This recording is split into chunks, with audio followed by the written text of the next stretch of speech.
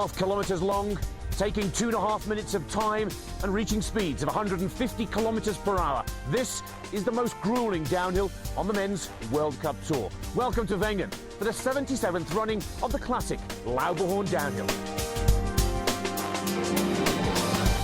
So a very impressive opening run from Austria's Benny Reich, but the big story here in Levy is there is less than 1.5 seconds separating the top 25 races, which, Christina, means the second run is anybody's for the taking. Oh, it is going to be such an exciting second run. I mean, it's always exciting when there's guys that are that close. I mean, anything can happen. And, of course, the big story after that first run, Bodie Miller, 2 seconds off the pace, and that is not good enough to qualify for that second run. They have a top 30 cutoff. Miller's already on the way back home.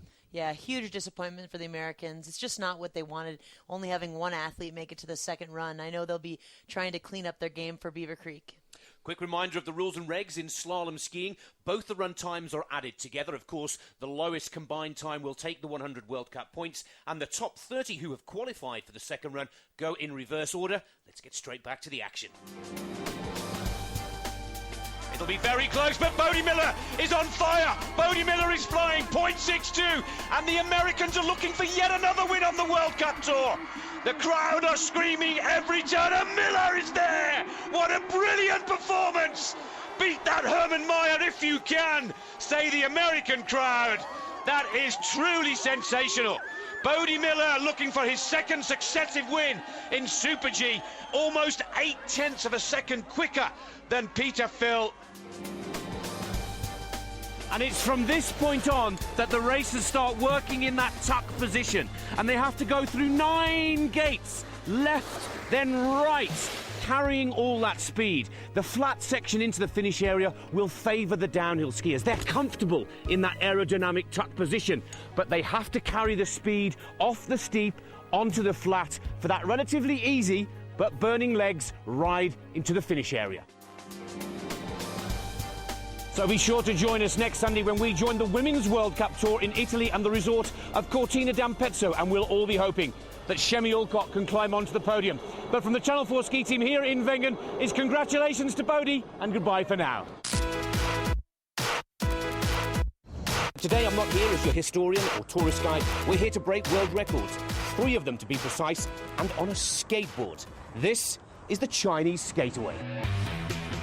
It's been 7 months in preparation in China alone, and Danny aims to travel the fastest, fly the furthest, and climb the highest of any skater in history. Unfortunately, yesterday in practice, it all went a bit wrong.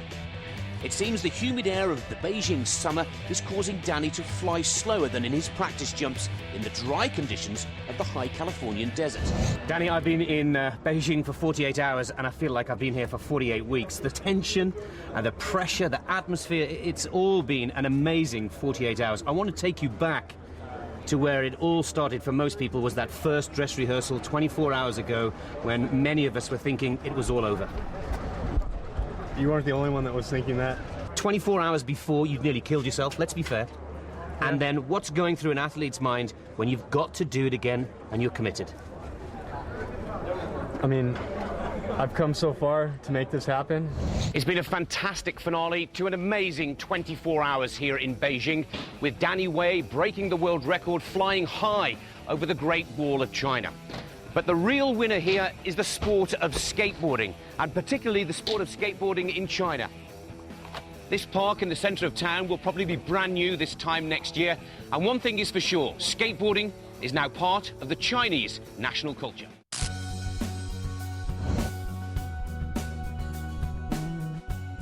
The Royal Windsor Triathlon is one of the most popular events on the British calendar, with over 2,000 competitors ranging from juniors to veterans taking to this historic course.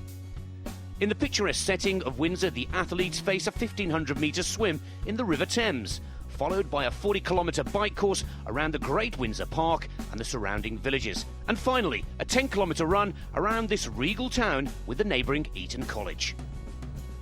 Now, in its 17th year, the Royal Windsor Triathlon is steeped in tradition and continues to grow from strength to strength.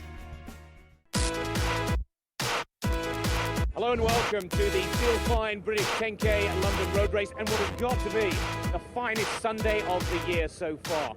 Now, it's a 10,000 metre race that takes the runners through the heart of London. You'll be seeing the Wheel, the Eye, Trafalgar Square, and we're here at the beginning of the competition, slap bang at the end of Piccadilly, just behind us, Hyde Park Corner. Now, when you talk about 10,000 metre running, you have to talk to Liz McColgan, the former world record holder and world champion. Liz, it's going to be a cracking race. The weather will make it perfect. There are 15,000 athletes all lined up ready to go, and we've also got a very impressive field. So it's not just about charity. It's going to be a real quick time today as well. It really is. It's a perfect day for running today. Weather ideal, and so hopefully the all-comers record will be smashed today. We've got 3 guys who can all run sub 28 minutes, so hopefully they'll go out there and really race and get the record. Since January the 1st, 1999, every beach volleyball player in the world had their sights set on one thing, the 2000 Olympic Games in Sydney. Back at the beginning of last year, those all-important points started counting towards Olympic qualification. There were only 24 spots for men and 24 spots for women, and with hundreds of players vying for those places, nobody expected the last 2 years to be easy. But it's been a tougher ride for some than others. In addition to there being just 24 men's and women's spots, only 2 teams per country are entitled to a berth on Bondi Beach. So the strongest nations will be leaving some of their players at home, despite the fact they are ranked amongst the top players in the world. It's match ball for McPeak, their second victory in consecutive tournaments. McPeak, powerful serve to Gooley. Manser now comes up with a set. Gooley attacks. Oh, McPeak just gets it. And Misty May gives them their second victory. 12-8. The Americans draw ever closer to World Tour domination. Another victory for Misty May and Holly McPeak. And surely now they're on the road to Bondi Beach. Hello and welcome to World Cup Snowboarding on 4 in the beautiful resort of Arosa. But Arosa this week is the mecca to the world of snowboarding, as it's the 2007 World Snowboard Championships. So we've got an awful lot to get through in tonight's show, but before we get into the action from the Snowboarding World Cup circuit, here's your first chance to win a cracking holiday for 2 in this week's competition. And that's it for tonight's show. Until next Friday, from all of the Channel 4 ski and snowboard team, it's goodbye for now. Hello and welcome to World Cup Skiing on 4. As we all know, every Wednesday night is about our weekly roundup from the Nordic Skiing World Cup circuit. And in this evening's programme, we have a double-header from the world of ski jumping. We'll head to Vikersund in Norway and then on to one of the biggest ski jump events of the season so far, Zakopane in Poland. But before we get into the action, here's your chance to get to the mountains this winter. You could be the lucky winner of this week's competition.